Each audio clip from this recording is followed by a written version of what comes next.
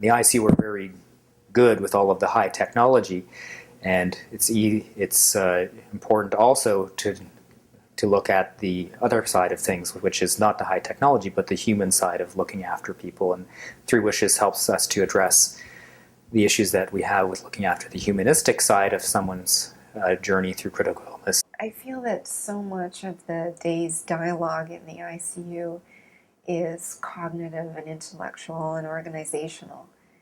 And a lot of our life and practice is spent up here. And there's just, less emotional connection. There's less of our affect that, comes from the heart. There's something missing sometimes, a human connection in the ICU. It's not just about the medical treatment or the symptoms they're having. It's about all of their passions and everything they brought with them into the ICU before coming, their entire life leading up to this moment. It causes us to pause and look at the whole person. It's part of our caring for people to try to respect their wishes and do the best that we can for them while they're dying. Because everyone's going to die sometime, and we can't change that. But what we can change is, how they die in terms of comfort and dignity and celebrating them as a person. Just try to help the experience, as painful as it is, be a little better, create some memories, and maybe even celebrate the lives of the people who are dying in that setting. I'm particularly happy for St. Joe's. I think this speaks very highly to the mission statement of the hospital, the history of the hospital. Really, this has been a good place for this to start. It's a place where it will take root.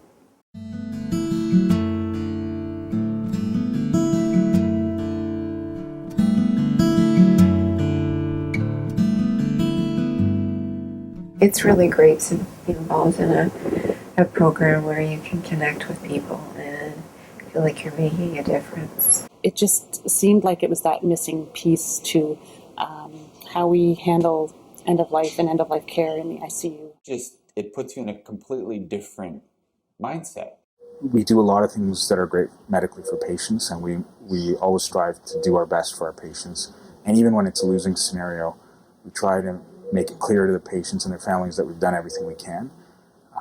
But I think this has given me a little more insight into the fact that even when there's nothing that we can do medically, that there's things that we can do outside of medicine. That's just being a good person. What we need to be talking about is, what does this mean for you? This is your loved one who's dying. What does this mean for you, and how can we change this process from a grieving process to a celebrating of the life process? I was really amazed at the change in the way the family processed his life and death. What I found the most inspirational or motivational as a physician was really learning about that patient from the perspective of their family, learning who they were, what they enjoyed, the activities they used to partake in prior to coming to our ICU, where I met them for the first time. Let's now celebrate who he is. Let's focus now on his life. What kind of person Brian was? What did he like?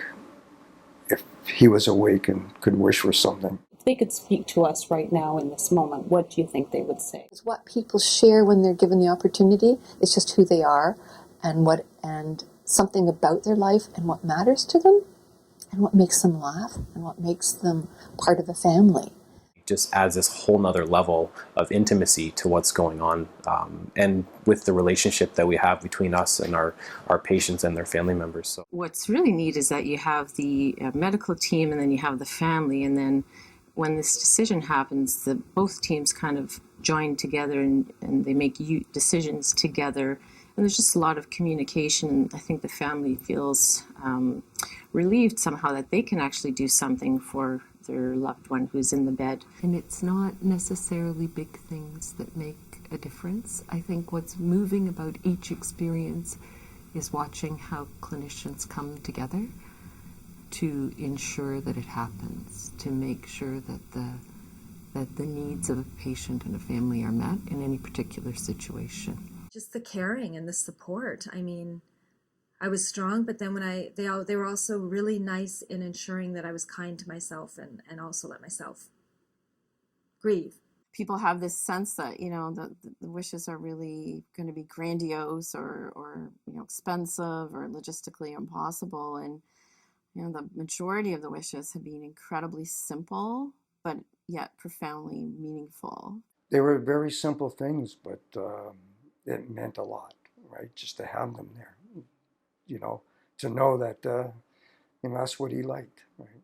I just wish he could have woke up and had a look around to say, hey, look what everybody's doing for me. Some of the wishes are as simple as a bouquet of flowers, playing a patient's favorite song or favorite artist on an iPod.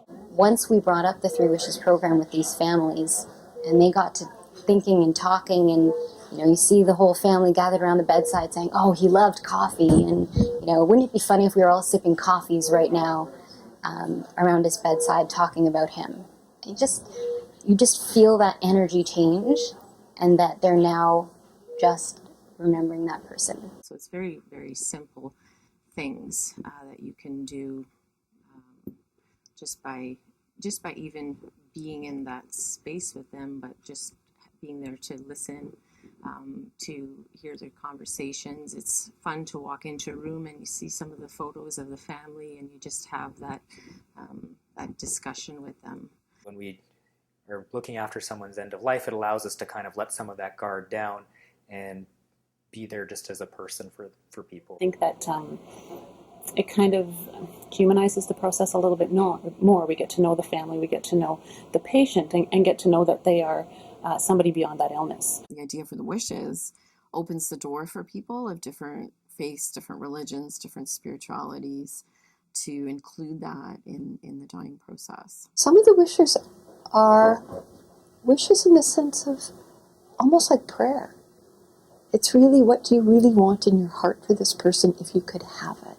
There's a kindness and a caring that comes out from people who may not even be directly involved in the project, but they're there to make sure it happens.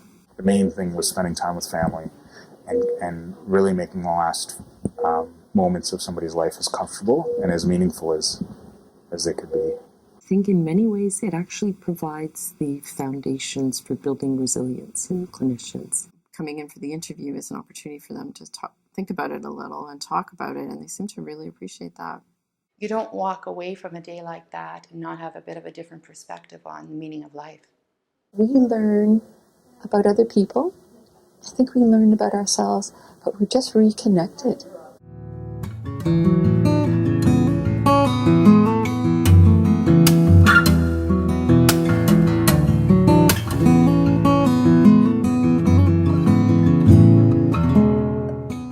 It was just nice to just close the door and work on a project and have positive memories and positive experience, and to go home with it was even more memorable. I will always have it. It will always hang in my house, and it's just something that we did together. So they showed us this, word cloud and explained what it was about and about the Three Wishes program. We didn't know anything about the Three Wishes. And she said, we would like to honor Brian with the Three Wishes. And I thought, wow, this is really something. I was so impressed by it, and it meant a lot in the end, because now it's like, you know that you're not going to leave with him, but you're going to leave with this gift that has everything to do with him. And he would have been absolutely amazed to see what this was. But this Three Wishes program, it should be nurtured. It's absolutely wonderful to honor the person and show them the respect and dignity and compassion. The thing I didn't expect from this project is that it also enriched my experience. I just think it helped me reflect on what a privilege it is to care for people and to be with families at these most intimate moments. I just think that anybody in this situation should be able to, or should experience what I experienced, is that even in this turmoil that you're going through, you can still have a positive experience. End of life care is, it's always been there, but I think it's at the forefront today. Well, one of my hopes is that people would take something with them for the project.